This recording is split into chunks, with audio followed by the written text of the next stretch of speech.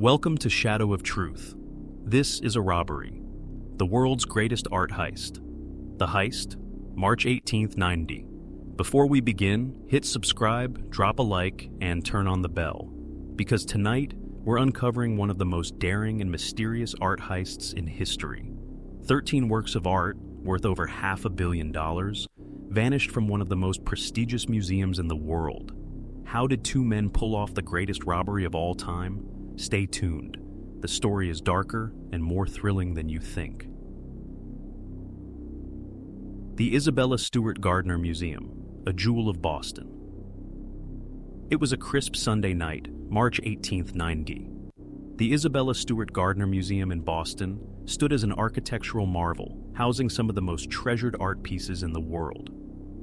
Founded by Isabella Stewart Gardner, the museum was designed as a personal gallery, a reflection of her tastes and obsessions, featuring works by Rembrandt, Vermeer, Degas, Manet, and many others. The museum's courtyard, an open-air garden surrounded by galleries, was considered a masterpiece itself, an oasis of culture and beauty nestled in the heart of Boston. But by 7 a.m. the next morning, the museum would no longer be a place of wonder. It would become the site of one of the greatest unsolved art heists in history. The Heist, a cold, silent crime. The museum's security system that night was supposed to be impenetrable. The guards on duty were experienced, with one of them having worked at the museum for years. The night was uneventful, calm, like any other evening. At around 1:24 a.m., two men, dressed in police uniforms, approached the front entrance of the museum. They rang the bell at the security booth and were led inside by the guard, who assumed they were responding to a disturbance call. In fact, this was the heist in motion, the thieves' plan.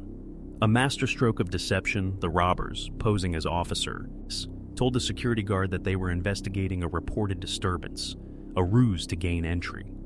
The guard, feeling no threat, let them in without suspicion. Once inside, the men took control. The second guard, patrolling the museum, was confronted and handcuffed. The two thieves then proceeded to tie up the first guard, their movements swift and calculated. They were in and out in under an hour, and no one had seen them coming. The thieves knew exactly what they were after.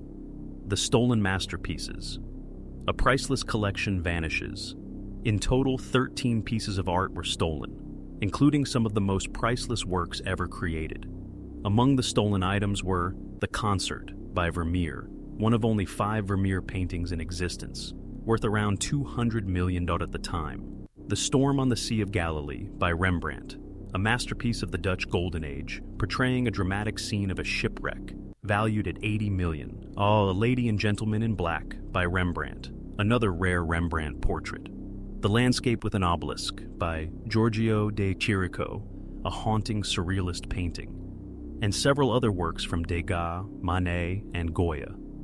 The total value of the stolen artwork would later be estimated to be around $500 million, making this the largest property theft in history by value. A stolen future. What was left behind? When the thieves left, they took nothing but the artwork. The museum's security system, though sophisticated, was ultimately no match for the robbers' knowledge and meticulous planning. The thieves had made it out undetected, leaving behind only a few faint clues: a broken security camera, an open door, and a few ropes used to bind the guards.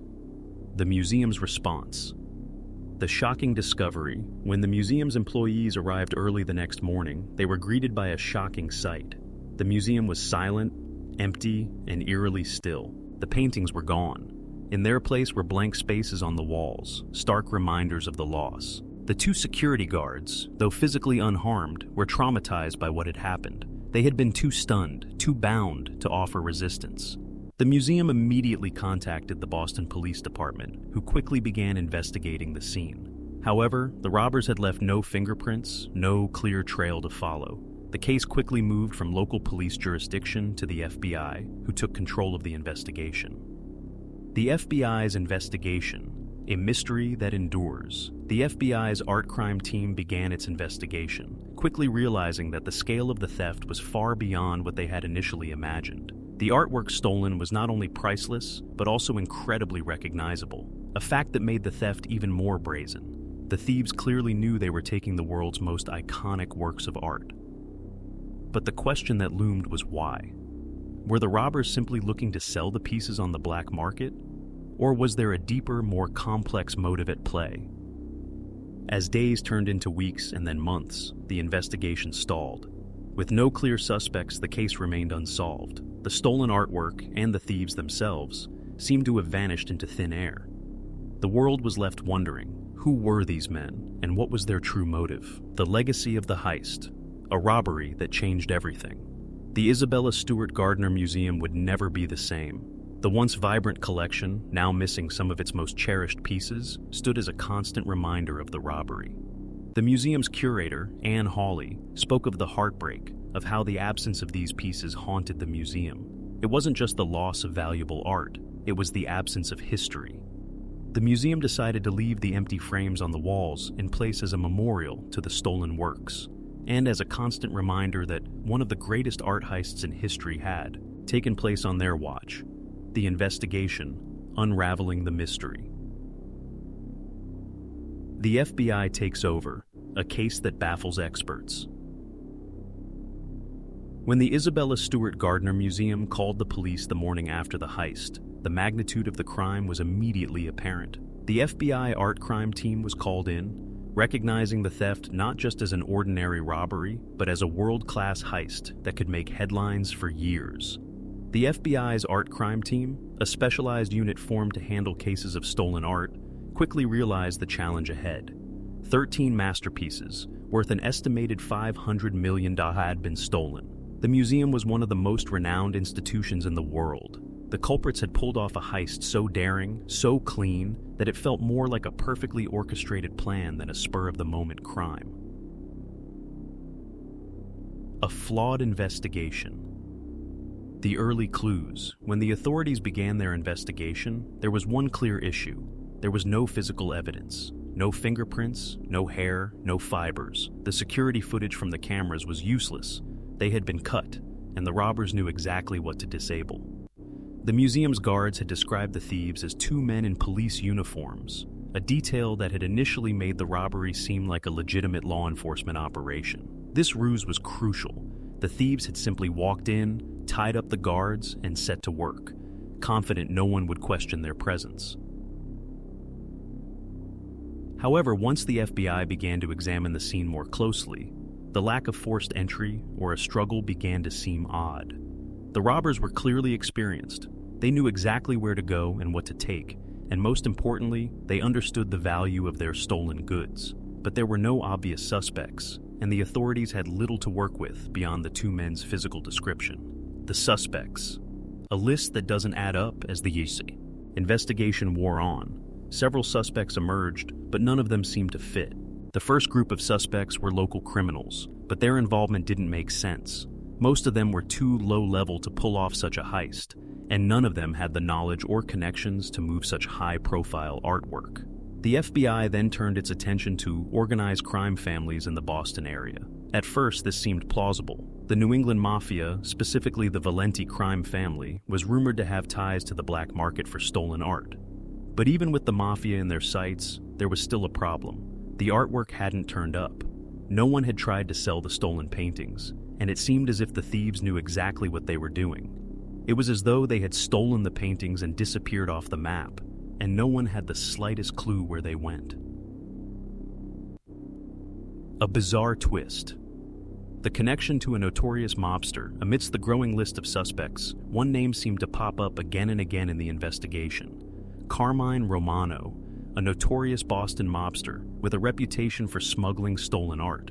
Romano was known for his connections in the art world, and some investigators speculated that he might have been involved in orchestrating the heist. Romano had been tied to art-related crimes in the past, and it wasn't outside the realm of possibility that he could have arranged for the paintings to be sold on the black market. However, the FBI had no hard evidence linking him to the crime. While Romano had the motive and the connections, there was still no direct proof he was involved. Another theory that emerged was the possibility that the thieves were professionals, not connected to any criminal syndicates. They may have had inside knowledge of the museum's security system, or had even planned the robbery for months.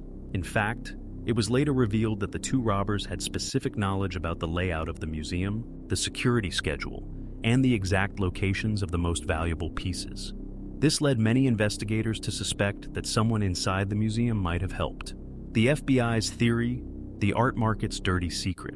As months passed and the investigation continued to stall, the FBI began considering a more disturbing possibility. The artwork had been stolen for a very specific reason: to fuel the black market for stolen art. The global art market is vast, with billions of dollars worth of artwork changing hands every year. The problem is, a significant portion of that market operates in the shadows, with stolen or forged art being sold to wealthy collectors or organizations that prefer to remain anonymous. In this murky world, the value of an artwork can be hidden, and buyers can often launder the pieces through multiple transactions, making it difficult for law enforcement to track where the art goes. The FBI suspected that the paintings had been shipped overseas, to Europe or the Middle East, where wealthy collectors might pay top dollar for such masterpieces. The missing pieces, a decade of silence. The FBI spent the next several years chasing down leads. Some detectives theorized that the paintings were being hidden by a professional art thief, someone who could keep them safe until the right buyer came along. But as time went on, the trail grew cold. In 2002, the FBI made a public appeal for information about the missing artwork, offering a $5 million reward for the return of the stolen paintings. But even with the reward, there were no solid leads. The artwork had vanished, and the mystery only deepened. Was the heist the work of amateurs who stumbled upon a once-in-a-lifetime opportunity, or were the thieves experts who knew exactly how to erase all traces of their crime? The ongoing hunt. Secrets, new evidence, and the search for the missing masterpiece. As the hunt continues, the FBI's relentless pursuit. In the years that followed the heist, the Isabella Stewart Gardner Museum continued to work with the FBI and other art experts to track down the missing paintings. But as the investigation grew colder, many questioned whether the pieces would ever be returned.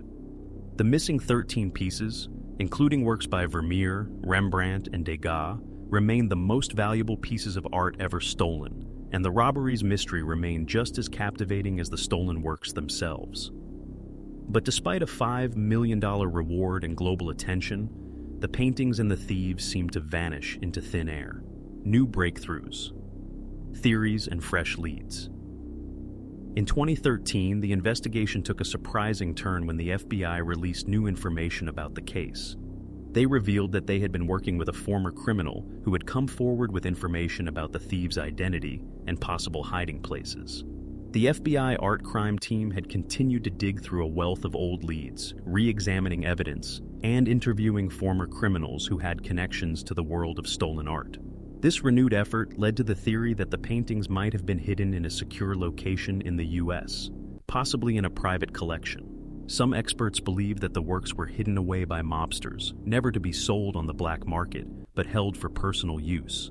The involvement of organized crime seemed more plausible than ever before. A shocking theory: a mobster's last confession. In 2015, a controversial new theory emerged. One of the men believed to have been involved in the heist was James Whitey Bulger, the infamous Boston mobster who had once been one of the most wanted criminals in America.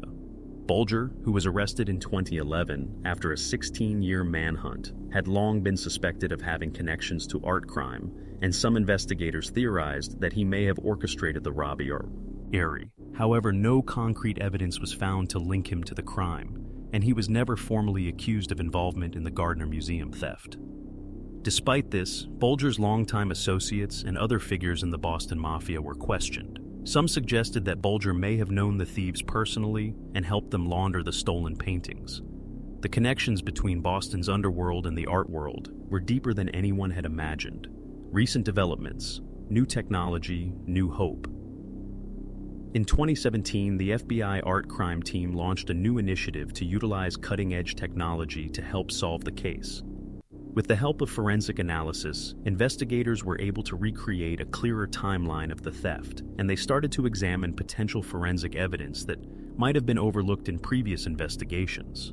Additionally, the FBI began working with art market professionals to identify any pieces that might have been sold on the black market. The increasing use of blockchain technology in art transactions raised hope that the missing masterpieces could be tracked through modern tracking systems. However, so far, there has been no credible lead or indication that the artwork has been sold. Despite all the technological advancements, the pieces have remained hidden, with no trace of the thieves ever having tried to sell or move them. A painful legacy. The museum's efforts to keep the story alive, the Isabella Stewart Gardner Museum has never stopped searching for the missing artwork, and in many ways, the mystery has become a part of the museum's identity.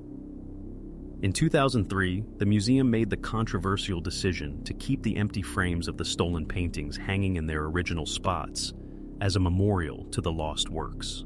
While the museum had replaced the missing pieces with replicas, these empty frames serve as a stark reminder of the crime and the cultural loss the world has endured. The museum also continues to collaborate with the FBI, providing new information when it arises and continuing to offer a $10 million reward for any information leading to the recovery of the paintings. The final mystery. Where are the paintings now? As of 2021, the 13 masterpieces still remain missing. Some believe the paintings have been destroyed, hidden in a secret location, or are simply too dangerous to sell. The world of high-stakes art theft remains a murky and complex world, where stolen art is often moved through back channels, sold to private collectors, and laundered over the course of decades. Others, however, hold out hope that the paintings are still intact and waiting to be recovered. But the real question remains: who were the thieves? And why has no one ever tried to sell these priceless masterpieces? A stolen future. Can these paintings ever be recovered? Despite the FBI's relentless pursuit and the museum's ongoing efforts, the art heist remains an unsolved puzzle. The Isabella Stewart Gardner Museum is left with more questions than answers, and the world continues to wait for the day when the missing pieces are finally returned. The case has become a haunting symbol of in the world of art and crime, nothing is ever truly what it seems. The mystery of the Gardner Museum heist continues to intrigue and captivate. Will the stolen masterpieces ever be returned? Or will this be a case that remains unsolved for generations to come? If you're still hooked on this incredible true crime story, don't forget to hit like, subscribe, and comment below. What do you think happened to the paintings? Share your theories, and turn on notifications to stay updated on more twists in this thrilling case.